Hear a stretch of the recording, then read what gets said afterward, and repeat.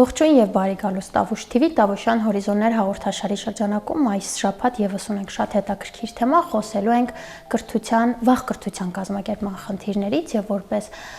զրուցակից հյուր բանախոս հրավիրել ենք մանկավարժական գիտությունների դոկտոր պրոֆեսոր Ջուլիետա Գյուլամիրյանը, Տիկին Գյուլամիրյան, շատ շնորհակալություն հրավերն ընդունելու եւ ներկա գտնվելու համար, թերևս ընտրել ենք շատ հետաքրքիր թեմա, շատ առաջին հայացքից շատ պարզ, բայց միևնույն ժամանակ հասկանում ենք, թե այս թեմայի հետևում ինչքան նուրբ, էմոցիոնալ, զգացական, մեթոդական առումով ինքնատիպ տարբեր շերտեր կան թաքնված, եթե փորձենք հասկանալ հենց առաջին հայացքից, ինչ ենք հասկանում կրթության վաղ կազմակերպում եւ ովքեր են այս համակարգի շահառուները, ինչպես կարող ենք դա ներկայացնել։ Ուրեմն վաղ կրթության հիմնահարցը դարերի պատմություն ունի։ Շատ առաջադեմ երկրներում, հատկապես եվրոպական երկրներում, վաղ կրթություն ասելով նկատի են ունեցել 4, 5, 6 տարեկանների ընտանեկան կրթությունը, որտեղ նախկինում դարեր առաջ, երբ որպես այդպիսին հանրակրթական դպրոցներ ձևավորված չեն եղել, տանն են իրականացել կամ եկեղեցուն կից։ Այսօր մենք վաղ կրթություն ասելով նկատի ունենք առաջին դասարան ընդունված 6 տարեկան երեխաներին, որովհետև մի քանի տասնամյակի ընթացքում կրթության տարիքը 8-ից իջել է մինչև 6 տարեկան։ Ես օրինակ 8-ից եմ գնացել դպրոց, ինձանից հետո սերունդը 7 տարեկանից, բայց արդեն 20 տարի է կրթությունը սկսում են 6 տարեկանից։ Հիմա այս վաղ կրթության այս խնդիրը բազմաթիվ գործոններով է պայմանավորված։ Սովորաբար ասում են աքսելերացիայի դարաշրջան է, երեխաները զարգացման արագացում ունեն եւ այլն, հետեւաբար ափսոս է, որ այդ տարիքը կորցնենք ու այդ տարիքից մենք չկրթենք երեխաներին։ Անշուշտ մենք երեխաներին կրթում ենք կարելի ասել ծնված օրվանից, բայց սա արդեն հանրակրթության իմաստով է։ 6 տարեկաններով դպրոցի համալրումը սկսվեց առաջին հերթին այն պայմանով, այն պատճառով, որ 12-ամյա կրթության պիտի անցներ հանրակրթությունը, դե նախ 10-էր, հետո 11 դարձավ, 12-ամյա, եւ եթե 12-ամյայի 12-րդ դասան ավելացնեինք վերևից, դուրս էր գալիս, որ 18 տարեկանները պիտի լինեին դպրոցում։ Այստեղ բանակի խնդիր կար, հասունացման խնդիրներ կային, դրա համար որոշեցին 6 տարեկանից սկսել ներքևից ավելացնել եւ այդ որոշումը կայացվեց որոշակի սկզբունքների մասնագիտական, դիդակտիկական որոշակի սկզբունքների հիման վրա, առաջին հերթին նկատի ունենալով, որ 6 տարեկանը դա նախադպրոցական տարիք է, հետեւաբար այդ տարիքում կրթության կազմակերպումը պիտի համապատասխանի նախադպրոցականի կարիքներին եւ պահանջներին։ Ցավոք դա չպահպանվեց այսօր, սովորական առաջին դասան դարձան ու ամբողջ խնդիրները վաղ կրթության պայմանավորված են առաջին հերթին դրանով։ Հիմա տեսեք, առաջին դասան են ընդունվում այսօր ըստ տարեթվերի։ Օրինակ, այս տարի դպրոց պիտի հաճախի 2026 թվականին ծնված երեխաները պիտի հաճախեն։ Այսինքն, մի դասանում նստում են 26 նստելու են 26 թվականի հունվարի 1-ին ծնված եւ 26 թվականի դեկտեմբերի 31-ին ծնված երեխաները։ Ըստ էության 1 տարվա տարբերություն է, բայց մեզ հայտնի է, որ 1 տարին այդ տարիքում բավականին, ոչ թե 1 տարին մի քանի ամիսը բավականին մեծ նշանակություն ունի ու առաջին խնդիրը ուսուցչի ծագում է հենց դրանից, որ դասանում նստած են տարբեր մտավոր կարողություններ ունեցող, տարբեր ճանաչողական հետաքրքրություն ունեցող, տարբեր հոգեկան գործընթացների զարգացման մակարդակ ունեցող երեխաներ ու ուսուցիչը չգիտի դրանցից որի հետ ինչպես աշխատի։ Գումարվել է հիմա ներառական պարտադիր կրթությունը, նստած են նաև զարգացման հապաղում ունեցող երեխաներ ու այս բոլոր դասաներ կան, որտեղ 2-3 շաքարով հիվանդ երեխաներ կան, որոնք նույնպես հատուկ վերաբերմունքի կարիք ունեն։ Այսինքն վաղ կրթության հիմնախնդրի բարդությունը գալիս է այսօր ոչ միայն կրթության պայմանները չհամապատասխանեցնելով մանկապարտեզի պայմաններին, այլև գումարվեց ներառական կրթությունը։ Խնդիրը հիմնականում սա է։ Իրապես ես համաձայն եմ այն տարբերությունների հետ, որի մասին դուք նշեցիք, կախված երեխայի առանձնահատկությունները զարգացման համատեքստում, դաստիարակության, պահվածքի, ընկալունակության եւ այլն,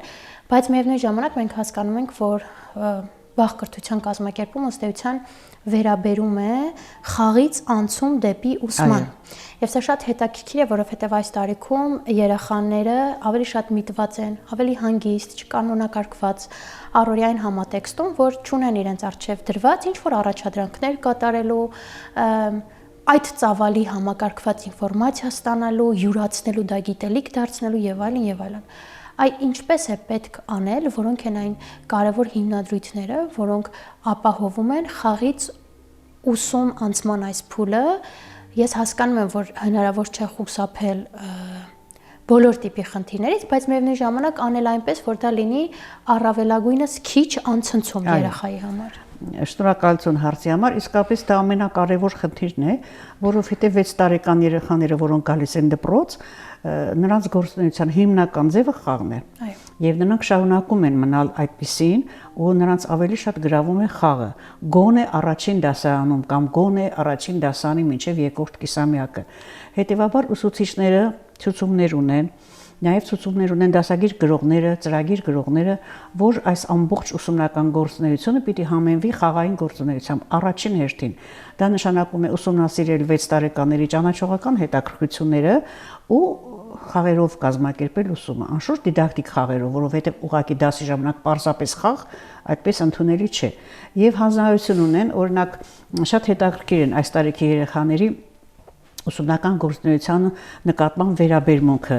դա հատկապես կամացին ուշադրությամբ է պայմանավորված, կամացին ուշադրության բացակայությամբ է պայմանավորված, եւ ուսուցիչները հիմնականում բոլոր ուսուցիչները դա գիտեն, ցավոք բոլոր ուսուցիչները չեն դա պահպանում եւ գիտեն, որ մինչեւ 7-ից 10 րոպե կարող են այս տարիքի սովորողները զբաղվել մի տեսակի գործունեությամբ, այսինքն կարդալ մի քանի րոպե, գրել մի քանի րոպե, խաղալ, անմիջապես ձանձրանում են, այդ պահին նրանց ուշադրությունը շեղվում է, օրինակ ես նախաճաշ ունեմ նախաճաշի վրա, ես խաղալիք եմ հետս բերել, շատ են բերում երեխաները խաղալիքներ եւ ուսուցիչները գիտեն, դրա համար 5-ից 7 րոպեի հետո անպայման ընդհատում են կարդալը, մի դիդակտիկ խաղ են կազմակերպում, որը ելի է նպաստում կարդալու կարողությանը, բայց դա խաղային գործունեություն է արդեն, այսինքն փոխում են գործունեության ձևերը, մի կանգ խաղում են, հետո գրում են, հետո դադար են տալիս երգում են, հետո շարժում խաղ են կազմակերպում, հետո ֆիզիկալ դադար, հետո ուսուցիչ ասում է երեխաներ գլուխները դրեք սեղանի վրա, մի քիչ ձեր աչքերը փակեք, հանգստացեք, ու գիտեք երեխաներ են լինում, որ վարկանական քնում են, հենց որ գլուխը դնում են, ու շատ օրինակ ես այդպեսի նկար եմ տեսել, թե ինչպես դասի ժամանակ երեխան քնած էր մնացել այդ դաթարի ժամանակ։ Հետևաբար կարևորը դա է, որ հաշվի առնեն ցավոք եւ դասագրքի հեղինակները հաշվի առնեն եւ մասնագետները հաշվի առնեն, ցավոք այդ խնդիրը այդպես էլ 100%-ով չի լուծվում, որովհետև ծրագիրը նաև պահանջներ է դնում, որ խաղով ու երգելով ու ապարելով մի դասի ընթացքում խնդիրը չես լուծի։ Պիտի կարդալ սովորեցնեն, պիտի մաթեմատիկա սովորեցնեն, հազար մի խնդիրներ են լուծվում, եւ շատ ուսուցիչներ կարևորում են ուսումնական խնդիրները։ Եվ հետո գիտեք, պատահում է, որ լավ երեխան առօք ընդունակ երեխան, որը նույնիսկ տարերն է ճանաչել, որ եկել է այդ լարվածության մեջ, կորցնում է հետաքրքրություն ուսման նկատմամբ ու կարող է երկրորդ, երրորդ դասանից սովորել անգամ չուզենա։ Ես երեխա գիտեմ, որ երկրորդ դասից պայուսակը վերցնում է, ասում է, ես արդեն գնացի։ Այսինքն արդեն հոգնել է, բայց ցավոք սրանք նստում են դպրոցում նույն 45 րոպեանոց դասով, նույն մինչև 12-ը 12:30, 6 տարեկանների համար դա մի քիչ շատ է։ Այո, եթե փորձենք հասկանալ, որոնք են հիմնական խնդիրները, որոնք առաջանում են վաղ կրթության կազմակերպման փուլում, մի քանիսի մասին արդեն համակարգային առումով խոսեցիք, հոգեբանական, միգուցե ծնողների պահանջներ, ծնող-ուսուցիչ փոխհարաբերություններ, որոնք կառանձնացնեք եւ կխնդրեմ հիմնվելով ձեր փորձառության վրա գործնական օրինակներ այլ ինչպիսի ես օրինակ մի օրինակ բերեմ, մի դատողություն, որ ուսուցիչները անդադ նշում են ու տարին տարվա վրա նկատում են այդ խնդիրը, որ հիմա երեխաները առաջինը զարգացած խոսք չունեն, կապակցված խոսքը զարգացած չէ, ել չեմ ասում շատ երեխաներ կան, որոնք չեն խոսում։ Հիմա աուտիկներ կան, որոնց մոտ խնդիր կա, եւ գերակտիվները եւ խաղաղներն էլ խոսքի խնդիր ունեն։ Իսկ օրինակ գրաճանության ընթացքում իսկ դա տևում է համարյա ամբողջ ուսումնական տարին առաջին դասանում։ Եթե երեխան ուսումնասիրությունները հաստատել են, որ եթե դպրոց մտնող երեխան չունի կապակցված խոսք, ազատ չի խոսում, հարուստ բառապաշար չունի, նա կարդալ դժվարությամբ է սովորում, որտեղ մենք լավ ենք կարդում մեզ ծանոթ բառերը, չէ՞, որ բառապաշար չունեն, շատ դժվարությամբ են կարդում։ Հիմա սա ունի լուրջ պատճառներ, շատացել են այդպիսի երեխաները, ու ուսուցիչների առաջին խնդիրը դա է, նրանց չէ որ նպատակ ունեն կարդալ սովորեցնել, սա է հիմնական նպատակ առաջին դասանում։ Է չեն կարողանում կարդալ սովորեցնել, որտեղ այս երեխաները խոսք չունեն, չեն խոսում, առաջինը։ Հիմա թե ինչու դա մասնագետները բազմաթիվ պատճառներով են հիմնավորում, բայց շատ է խանգարում հիմա երեխաների համակարգչի մեջ շատ լինելը, հեռախոսով շատ զբաղվելը, ու նրանք ոչ թե խոսում են, հաղորդակցվում են, այլ պարզապես նայում են դայակների վրա երեխաներին թողնելը, որովհետև դայակը այդպես չի զբաղվում երեխա, մաման գրկում է, սիրում է կեր, բառապաշար է գործածում, ինքը այդ բառերը սովորում է։ Խոսել չիմացող երեխաները համակարգչի պատճառով կամ հեռախոսային գործունեության այդպես ծավալույթ պատճառով դժվարանում են կարդալ։ Հիմա դա ոչ միայն դրանց այս կողմի վրա է ազդում, այլ նաև կարդալու համար սովորաբար երեխայի աչքերը պիտի կանգ առնի բառի վրա, տառի վրա, չէ, ինքը կարողանա կանգ առնել։ Այս խաղերը, որով խաղում են համակարգչով երեխաները, այդ խաղերի ընթացքում պահանջվում է աչքերի արագ շարժում։ Եթե խաղացել եք, նկատել եք, շատ արագ պիտի տեսնես, որ կաղավները չհավաքեն, կենդանիներին խփեն եւ այլն, արագ աչքերը արագ շարժում են ու ուսումնասիրել են, որ շատ համակարգչային խաղերով զբաղված երեխաներ, իսկ այսօր շատ են դրանք, խաղերի աչքերի շարժ ունեն։ Այդպիսի հիվանդություն էլ կա, չէ, որ աչքերը շարժում են, շատացել են այդ հիվանդությունները, որովհետև անընդհատ երեխաների աչքերը այս գործունեության մեջ են։ Ու երբ որ պիտի կարդան, չեն կենտրոնանում տառի վրա, բառի վրա, խանգարում են նրանց տեսողական օրգանի այդ ձևը։ Ու տեսեք ինչքան արդեն խնդիրներ, որովհետև ամբողջ մեր ուսումնական գործունեությունը հատկապես տարական դասանում հետագայում եւս, իմ տարիքում եւս հիմնված է մեր կարդալու գործունեության վրա, թե գրքով կկարդանք, թե համակարգչով, կապ չունի, բայց նրանք կարդալ չեն սովորում, անդադ հայտարարվում է տարական դպրոցի 3-րդ դասարանցիների այսքան տոկոսը կարդալ չգիտի։ Այդ հայտարարությունը ոմանք ընդունում են, որ տառաճանաչ չեն կարդում են, բայց բան չեն հասկանում կարդացել։ Ուղղակի աչքերը սահում է թղթի վրայով։ Առաջին խնդիրը դա է հիմա։ Իրապես շատ կարևոր է, մասնավորապես տարական դպրոցում է ամեն ինչը ընդգծել է, ինչու, որովհետև ըստ էության կյանքի հետագա զարգացման ընթացքում ամենաբազային, ամենաֆունդամենտալ հմտություն, կարողություն, գիտելիք մենք ձեռք ենք բերում հենց տարական դասարաններում։ Ամրակայված գիտելիքները, հատկապես հիմնարար գիտելիքները տարականից բարձրանում է վերև։ Այո։ Ու դուք նշեցիք արդեն մի շարք խնդիրներ, հա, որոնք առկա են ըստ էության համակարգերում, կապված մեկ երեխայի որպես առանձին սուբյեկտ տարբերության հետ եւ համակարգային բացերի հետ։ Եվ միևնույն ժամանակ ես պատկերացնում եմ իրավիճակ, երբ որ օրինակ դասարանում կա 25 դիցուք, տարբեր երեխա։ Իմ հարցի դասանում 36 երեխա կա։ Այո, 36 երեխա, 3 տասնյակից ավելի երեխա։ Ինչպես պետք է անի ուսուցիչը, որ վաղ ուսուցումը կազմակերպելու համար արդյունավետ գործի, հաշվի առնելով երեխայի որպես սուբյեկտ տարբերությունները, համակարգային առանձնահատկությունները եւ իր արժեվ դրված ուսումնական պլանը, որ ըստ էության այդ երեխան տարեվերջում պիտի ունենա ֆիքսված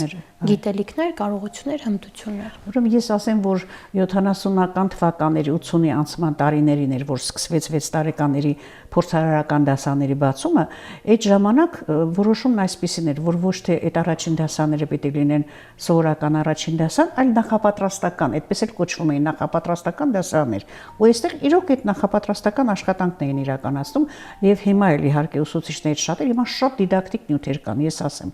եւ պատրաստի, պատվիրում ես ուղարկում են, դա արդեն լավագույն ուսուցիչներ կան, որոնք աշխարհ ունեն այդ դիդակտիկ նյութերի։ Պարզապես 36 երեխայի, 30 երեխայի, գիտեք 25 երեխայի անգամ շատ դժվար է, եթե 25 երեխաների մեջ կա 2 աուտիկ երեխա, կամ մի շաքար ունեցող երեխա, որոնք շատացել են տարական դասաներում, դասան կա, որտեղ 2-3 շաքար ունեցող երեխա կա։ Այսինքն այդ անհատական մոտեցումը գնում է հազիվ դրանց շուրջ աշխատելու համար։ Հասկանում եք, հիմա շատացել են ձախլիկ երեխաները։ Շատացել են ոչ միայն ձախնիկները, այլ ոչ թե շատացել են դրա համար, այլ արդեն այն մոտեցումը կա, որ ձախլիկներին չի կարելի պարտադրել աչով գրել, այսինքն ազատ են թողնում, ու նույնիսկ բնածին ոչ ձախլիկները շատերը ոչ ճիշտ ղեկավարման շնորհիվ ձեռքի դարձել են ձախլիկներ, ու դա մեծ լուրջ խնդիր է դառնում ուսուցչի համար։ Բարեբախտաբար հիմա տեսնենք իրականություն կդառնա թե ոչ, բայց մեր նախարարությունը որոշել է, որ առաջին դասարանից փոքրաթիվ քանակով դասարաններ բացել, սա պիտի որ օժանդակ է այս խնդրին, բայց անկախ դրանից ուսուցիչը իր համար, գիտեք, առաջ հանդիպում էին դասարանի երեխաներին ուսուցիչները, իրենք էին զրուցում, իրենք էին ընդունում, հետո դասարանները բաշխվում էին ըստ նաև ընդունակությունների, որոշում էին այս դասարանում 2 երեխա թող լինի, ընդհանրենք կապկու աշակերտ, մյուսում այսքան։ Հիմա չկա այդ։ Միանգամից մեկ օրվա մեջ գրում են, չէ, երեխաների ընդունելություն ու ուսուցիչը ծանոթ չի երեխաներին, դասի ընթացքում է ծանոթանում։ Հետևաբար դա իրենց լուրջ գիտելիքներ է պահանջում, ոչ միայն ցանկություն, գիտակցություն, այլ լուրջ գիտելիքներ, որ ինքը տարբերի այդ երեխաների անհատականությունը։ Ուրեմն առաջինը դա է պետք, որ ուսուցիչը շատ լավ տարբերի երեխաներից յուրաքանչյուրին, նրանց մտածողության տեսակները։ Հիմա ճիշտ է ասում ենք, ոչ կամացին ուշադրությունը զարգացած չէ 6 տարեկանների, բայց կան իրոք երեխաներ, որոնց մոտ հենց զարգացած է, այսինքն այս բոլոր տարբերությունները ինքը պիտի հաշվի առնի, ու դիդակտիկ նյութերը, այդ իր միջոցառումների, դասի կառուցվածքը, բաղադրիչները որոշելիս ինքը ամեն երեխայի պիտի նկատի ունենա։ Երեխա կա, որին մինչև չասես դասագիրքդ հանիր, ինքը չի հանի։ Ընդհանուր ասում ես բոլորը հանում են, ինքը նստել է, որտեղ իրեն դա չես ասել։ Հիմա դա ոչ թե արատ է, այլ դա իր անհատականությունն է։ Ինքը համարում է, որ պիտի իրեն առանձին ասեն։ Այսինքն ուսուցիչ անգամ սա պիտի նկատի ունենա, ճանաչի դրա համար սովորողներին։ Իսկ ցախլիկության դեպքում հսկայական աշխատանք կա, որ ասում են թող գրեն ինչպես ուզում են, բայց դա ճիշտ չի։ Բոլորովին ճիշտ չի, որ ասեն դե ցախլիկ են, թող տեղ գրեն, թող թեկությունը սխալ պահեն։ Այդպես չի ցախլիկների հետ առանձին աշխատանք է պետք, որը այսօր չի կատարվում տարական դպրոցում, որովհետև հասարակության մեջ, ցավոք նաև ուսուցիչների մեջ նստած է այն կարծիքը, որ ով է հիմա ձեռագիր գրում, բոլորն էլ համակարգչով են գրում, համակարգչով են աշխատում ու կամաց գրելը կդառնա գրիչով գրելը կդառնա սովորական կամ անսովոր մի բան, բայց դա ճիշտ չէ, որտեղ մեր գրերը մեր ազգային արժեքն են, մեր սիմվոլներն են ու մենք անպայման պիտի փոխանցենք հենց այնպիսին, ինչպիսին դրանք կան, իսկ ցախլիկության դեպքում այդ խնդիրը շատ բարդ է։ Դրա համար օրինակ պիտի անընդհատ աշխատանքներ, սեմինարներ, ուսուցիչները կարդան, նախապատրաստեն այդ երեխաներին, բավականին նրբություններ ունեն ցախլիկների այդ աշխատանքի այդ գործընթացները եւ լույսի առումով եւ գրիչի բռնելու եւ նստելու դիրքի եւ հազարու մի բան։ Գիտեք ինչ հետաքրքրեց, երբ թվարկում եք այս ամեն ինչը եւ ես փորձում եի հասկանալ ուսուցչի տարական դասարանում աշխատելու ձևաչափը, հարց առաջացավ ինձ մոտ, արդյոք կան մասնագիտական առանձնահատկություններ, որոնց պիտի տիրապետեն հենց վաղ ուսումը կազմակերպելու փուլում ուսուցիչները, որ օրինակ պարտադիր չէ դիցուկ ավելի բարձր տարիքի աշակերտների դեպքում։ Եվ եթե կան, որոնք են դրանք։ Ու արդյոք դրա հետ կապված դիցուկ կան հստակ սահմանված չափանիշներ կամ չափորոշիչներ, ըստ որի պետք է կամ կարող ենք ստուգել այդ ուսուցիչի կարողունակությունը դասավանդելու այդ դասարաններում։ Դե ցավոք հիմա ուսուցչի մասնագիտությունը, այսպես ասած, մոդայիկ չէ։ Մենք ուղղակի հավաքագրում ենք տեխնացուների։ Ես հիշում եմ ընդամենը 2 տասնյակ տարի առաջ մեր մասնագիտության դիմող ուսուցիչների մեջ կային մեդալակիրներ, կային գերացանցությամբ ավարտածներ, դրանցից շատերը գնում էին հոգեբան էին դառնում, մեթոդիստ էին դառնում, պաշտոնյաներ, այսինքն առաջընթաց ունեին։ Հիմա գալիս են շատ ցածր միավորներով, մենք չենք կարողանում հավաքագրել խելացի, այսինքն կարողունակություններով օժտված աղջիկների, հիմնականում աղջիկներն են մասնագիտության գծով, ու ցածր հազիվ հասցնում ենք մենք դպրոցի բաստողները լրացնել։ Շատերը պատրաստ չեն դրանք ընկալելու, բայց կան նաև շատ ուսանողներ, որոնք շատ հետաքրքրված են, սովորում են ու իրոք կան այդպիսի կարողունակություններ, որոնք նրանց մեջ պիտի զարգացնեն։ Հիմա տեսեք մեր ֆակուլտետում անցնում են տարբեր առարկաներ ու հաճախ դա ուսանողներին դուր չի գալիս, որ մենք դասավանդելու ենք միայն մայրենի, մաթեմատիկա, տեխնոլոգիա, ասենք կամ շրջակա աշխարհ։ Մեր ինչին է պետք երաժշտությունը, մեր ինչին է պետք ձեռքի աշխատանքը կամ ինչ-որ բան։ Այսրանք տանում են սովորողներին, համասարում սովորողներին որոշակի կարողունակությունների ձեռքբերման, որովհետև իրենք էլ չգիտեն այս առարկան անցնելիս ինչ են վաստակում, հասկանում եք, անշուշտ այդ աշխատանքները կատարվում են, բայց ինչքան ուզում ես արա, ուսումնական տարիներին դա չի հաջողվի վերջնական լուծել։ Ուսուցիչը անընդհատ պիտի իր վրա աշխատի ու ինքը պիտի անընդհատ զգա ինչի կարիք ունի ու դրա իր զարգացումը ինքը, իր ուղղությունը ինքը ընտրի։ Հիմա փառք Աստծո շատ վերապատրաստման դասընթացներ են իրականացվում, շատ, նո ցավոք ոչ բոլորն են, որ նպաստում են ձեր ասած բազմակողմանի, ասենք թե միայն լեզու ու մաթեմատիկա իմանալը շատ քիչ է։ Վերապատրաստումները հիմնականում դրանց ուղղությամբ են, բայց ուսուցիչները փառք Աստծո գտնում են լավագույն ուսուցիչներ ունենք, մեր անուններով, շրջանավարտներով ես գիտեմ թե որտեղ ինչ բանի է մասնակցում, գցում են Facebook-ում, ցույց են տալիս, ինչ խմբակի են գնացել, ինչ վերապատրաստում են անցկացրել, ու դա շատ շահեկան է այս իմաստով, այսինքն հետ համասանական տարիներին ավելի շատ են իրենք գիտակցում իրենց ինչ է պետք, որն է իրենց թույլ կողմը, ու վերապատրաստումներ հիմա ծով, ինչքան ասես վերապատրաստում են կազմակերպում, որը իսկապես օգնում է, ուսուցիչները գոհ են մնում։ Հենց զրույցի սկզբից շատ հետաքրքիր դիտարկումներ եղան տեխնոլոգիայի եւ թվային գործիքների հետ կապված։ Ու չենք կարող ըստ էության մեր առօրյայից բացառել դրանք, որովհետեւ դրանք բնական զարգացման ընթացք է։ Ինչպես է փոխում տեխնոլոգիան այսօր, վաղ կրթության կազմակերպումը եւ որոնք են այն թվային գործիքները, որոնք ներդրվում են ու որքանով են դրանք օգնում եւ վնասում։ Այն, որ այսօրվա սերունդը իրապես շատ է տեխնոլոգիական առումով ներգրաված եւ տեխնոլոգիաները ազդեցությունները իրենց վրա իրապես կան, սա հասկանալի է։ Որքանով է մեզ հաջողվում այս տեխնոլոգիաները օգտագործել ի օգուտ կրթության արդյունավետ կազմակերպման։ Տարական դպրոցում։ Այո։ Ես ճիշտ ասած տեխնոլոգիայի մասնագետ չեմ, շատ նրբորեն չեմ կարող խորանալ ինչ են անում, ինչ չեն անում, բայց ես գիտեմ, որ մենք առանձին առարկա ենք անցնում, ընդ որում երբեմն ուսանողներն ասում են տիկին Յուլիան, մայրենի ժամերը ավելի շատ են, քան տեխնոլոգիայի, բայց տեխնոլոգիային ավելի շատ ժամ են տվել համալսարանում, քան մայրենին։ Այսինքն կարևորվում է արդեն այդ առարկան եւ ոչ միայն այդ 3-4 առարկաներ անցնում են հատուկ այդպես ուսուցչի կարողունակությունների զարգացման, երևակայության զարգացման, թեկուզ ձեռքերով ձեռքային գործունեություն, մատնային գործունեության հետ կապված կերպարվեստի գործել են սովորում, կարել են սովորում, հազար մի ուրիշ աշխատանքներ, որոնք ընդունող ուսանողը ընդունում է ու այդպես էլ աշխատում է, բայց կան շատ ուսանողներ, որոնք օրինակ ասում են մենք ուսուցիչ չենք դառնալու, հետեւաբար դա մեզ հետաքրքիր չի։ Հետո դուք էլ գիտեք, տեխնոլոգիական որոշ կարողություններ կան, որոնք մենք պիտի ունակ լինենք դրանք ընկալելու, չէ՞, ամեն մարդ չի կարող գործել, ամեն մարդ չի կարող նկարել, յուրաքանչյուրը չի որ կարող է, բայց մենք ձգտում ենք ուսուցիչներին պատրաստելիս համենայն դեպս ինչքան հնարավոր է հնարավոր է պայմաններ ստեղծել, որ ձեռք բերեն նման կարողություններ ու ահագին ժամեր կան ֆակուլտետում նման, որ նպաստում են ուսուցիչների, ապագա ուսուցիչների այդ կարողունակությունների զարգացմանը։ Դուք խոսեցիք տեխնոլոգիայի մասին որպես մեթոդ, միջոց, գործիք։ Այո։ Ես ավելի շատ ուզում եմ մենք անդրադառնանք նաև որպես թվային գործիքներ։ Օրինակ, դուք ներկայացրիք, որ հիմա երիտասարդները, կներեք, տարեկան դպրոցներում աշակերտները արդեն իսկ կախում եւ հակում ունեն հեռախոսները օգտագործելու, համակարգիչները օգտագործելու եւ այլն։ Այս իրողությունը արդյոք փոխել է վաղ կրթության կազմակերպման համատեքստում ինչ որ մոտեցումներ եւ որքանով են դրանք եղել արդյունավետ կամ որքանով էլ վնասել, հա? Ուրեմն ես մի կարևոր բան ասեմ, այսօր տարական դպրոցի աշակերտները շատ ավելի կարող են զբաղվել համակարգչով, շատ ավելի տեխնիկական կարողություններ ունեն, ծրագրային ինչ-որ գործ դքան հենց իրենք ուսուցիչները, որովհետև արդեն նրանք զբաղվում են։ Փոքրուց արդեն նրանք զբաղվում են։ Հիմա մենք ուսուցիչներին հատկապես տարեց ուսուցիչներ կան, որոնք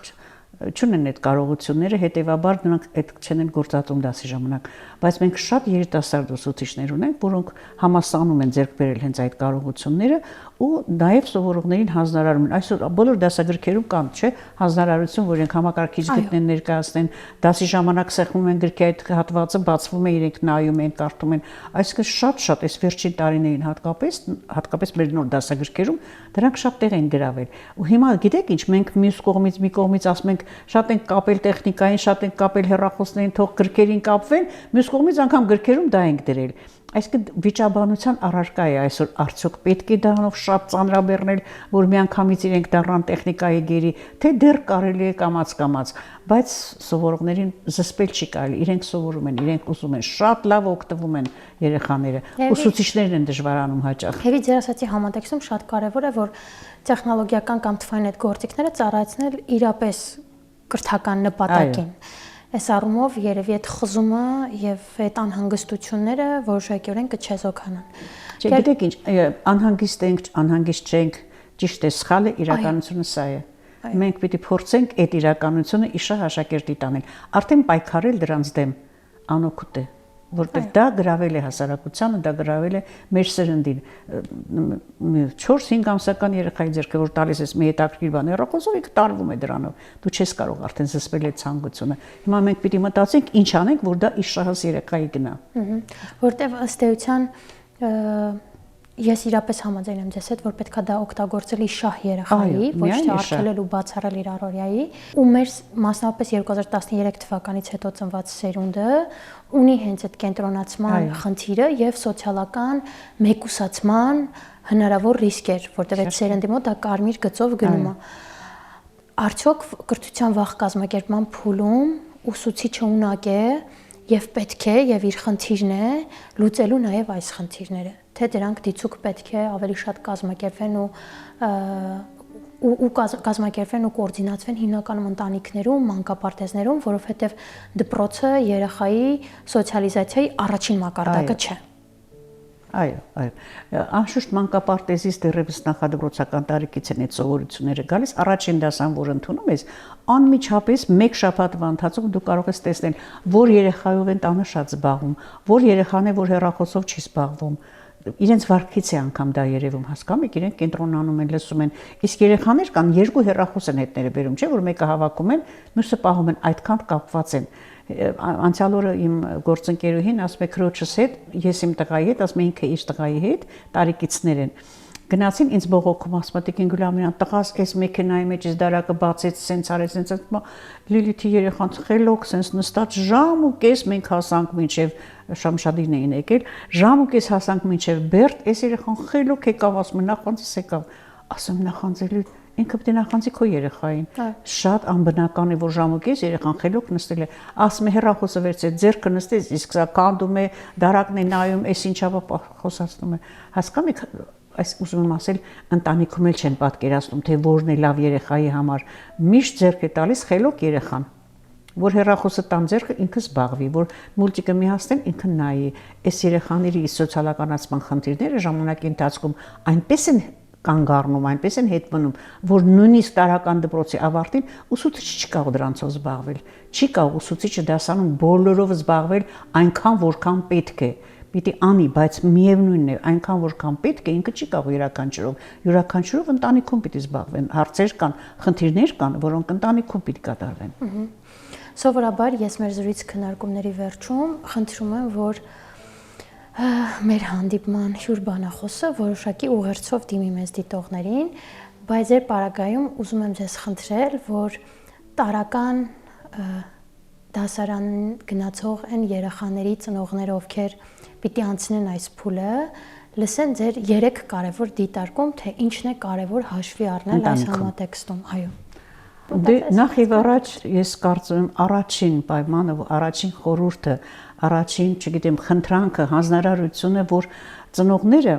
շատ սիրեն իրենց զավակներին։ Հիմա այտենց ծնող չկա հատկապես հայ հասարակության մեջ, չսիրող իր զավակին, չսիրող երեխա չկա, բայց սիրել զավակին նշանակում է ավելի սիրել, քան տունը մաքուր լինի, ավելի սիրել, քան իրենք հյուր գնան, քան աշխատեն երեխային թողնեն դայակի մոտ։ Այնքան պիտի սիրեն, որ ասեն ափսոս է իմ երեխան, ավելի լավ ես իրենով զբաղվեմ, որովհետև տարիները անցնում են, հետո օրինակ ես մեծ երազանքով եմ ասում, Երանի կրկնվել այն պահը, որ ես պիտի պարկեի իմ երեխայի կողքին հեքիաթ պատմի իրեն։ Երեխաները մի հեքիաթ չգիտեն այսօր գալիս են դպրոց, որտեղ ծնողները չեն պատմում հեքիաթ։ Հեռախոսը տալիս են ձեռքերը, մինչև քունները տանում են, իրենք պարկում են։ Առաջինը շատ սիրեն իրենց երեխաներին, այդ բառի խորը իմաստով, որովհետև ես վստահ եմ, հայ մայրիկները շատ են սիրում, հայրիկները նույնպես, ծնողները ընդհանրապես մեկ։